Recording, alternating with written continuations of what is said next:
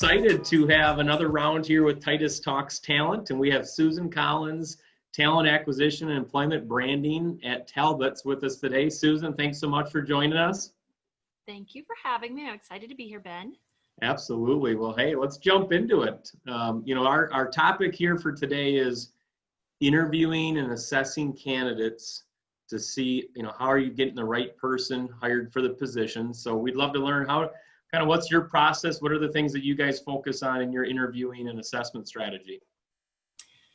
Oh gosh, there's so much to this question, right? So a couple of years ago, we actually started testing and have since bought a new pre-interview assessment that we use.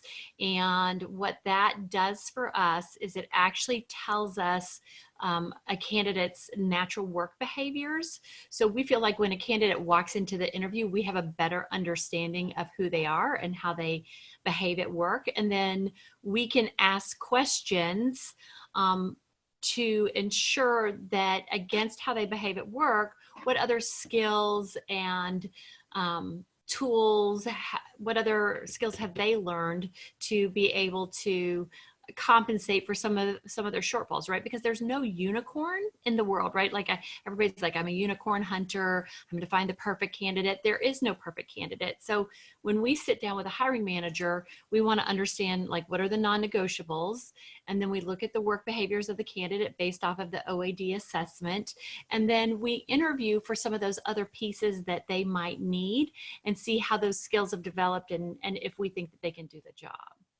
Okay, great. And so it sounds like you're trying to take a comprehensive view of that candidate from, hey, this is the non-negotiable skills, but also here's the behavioral fit of the person, and let's see where there's alignment or misalignment or potential training gaps.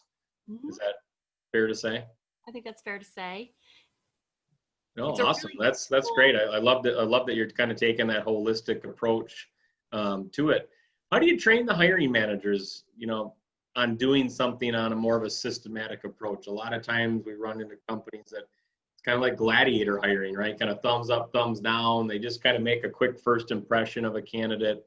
How do you get them to kind of view that holistic interview, across your organization? So for us, we are constantly training. At the corporate office, I think it's a little different because our corporate hiring managers don't hire as often. So we have a toolbox that they can go to. We are incorporating interviewing training into our new manager workshop that we are currently building. But in the field, it's a totally different game because you have over 500 stores that has a non-exempt population that we are hiring quite often. So what we've done is we actually have a monthly training class that you can go to. So if you haven't hired in 3 or 4 or 5 months, you can hop on the training class.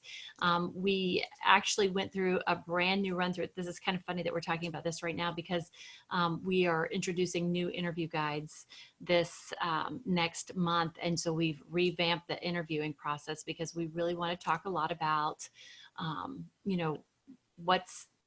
what's important during the interview process, and to take some of these words out like cultural fit and I'm just not sure, or they weren't, and so by incorporating OAD into the process, we can really go back to what was the skill that they were missing. Let's put a name to it. Is that something that's teachable? Or is that something that's a gap in your store that you're really trying to fill a talent gap? And so maybe we should keep looking and put this candidate on the bench for another job. Okay, no, I like that a lot. And I like that you're having the monthly reoccurring training opportunities, refresh probably new managers that are in positions. There's nothing probably more frustrating than having people issues, right? Hiring and retention issues as a manager. So doing it right the first time really alleviates a lot of stress.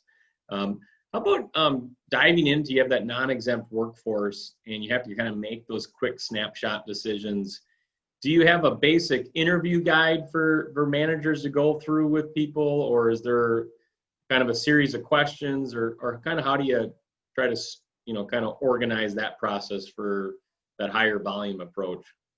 We have interview guides. So it's really important that we take our teams through, because sometimes these are first time managers, sometimes these are tenured managers, but we actually take them through the interview guides and talk about what kinds of questions they're asking, and then what kinds of answers they may receive. And then we teach them how to probe, because it's not just about asking the question, but I love to role play. And so I think, I'm celebrating my 10-year anniversary next week. So people are Oh, getting wow. used to me now. So I'm like, who wants to be a volunteer? Who wants to try this with me? So I'm like, do you want to ask the question, or do you want me to ask the question? Do you want to be really difficult with me? And, so I try to make it as fun as possible, and help them understand that A, silence is golden. Don't feel like you've got to fill in the space. And B, if they ask a question and you're not really sure that you like the answer, probe. It's okay to probe. Like, here's what you can ask, here's what you can't ask, but you should probe if it's something you can ask about. No, that's really good. I mean, you kind of alluded to some of maybe the pitfalls that managers run into. Are there other kind of pitfalls that you try to make sure you highlight for manager training on don't do this, don't do that, try to avoid this scenario, because we've seen bad hires happen when we do it that way? We have the full scale, and my team is just amazing. So Shelly's been working on just revamping it again, but we've got everything from interview etiquette to the questions you can and can't ask, to really listening, like what are they saying and what are they not saying. We talk about um, the follow-up. We talk about what if you have a great candidate and they're not sure if this is the job they want, what are you listening for, and how do you sometimes just say this is a great candidate but this job isn't right for them. It's really exciting to meet someone that you see that they've got a ton of tenure, but can you find them a more experienced job down the road, right? Because if they've got too much experience for your job, you need to share. Yeah, yeah, they could be a good fit for somewhere else within the group, and I'm sure a lot of it is kind of that base at the non-exempt level, is a lot of those basic fundamentals. Does this fit the lifestyle, the financial needs, the Right. hours of the candidate? And like, if we can't get past that basic necessity line, then it's not going to be a good long-term fit for that person, even though they might be great for the job, right? Yeah.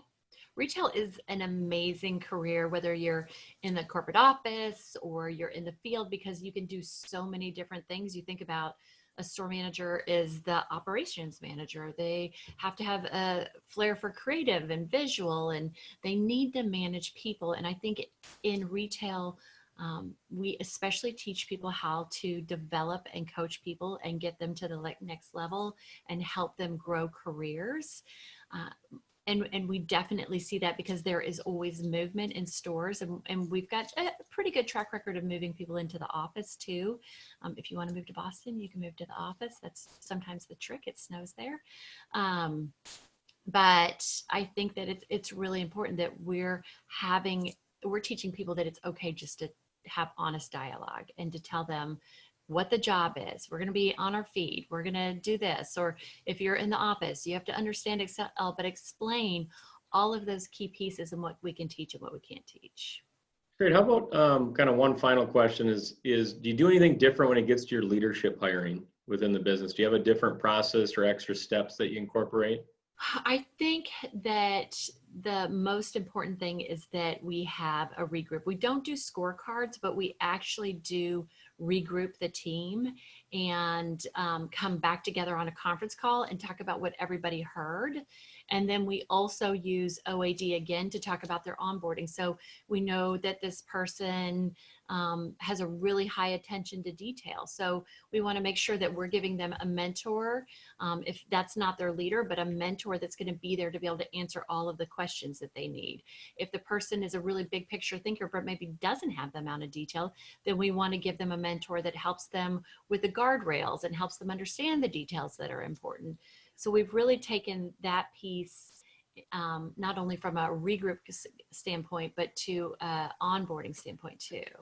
I like that. You're understanding the whole person, you're understanding the potential fit, the needs of that person, and you translate what you learned in the interview and the assessment over to the same things for onboarding. So That's really good. Well, Susan, hey, it's really some really good nuggets here. We look forward to sharing this one, but appreciate your time. Thank you so much.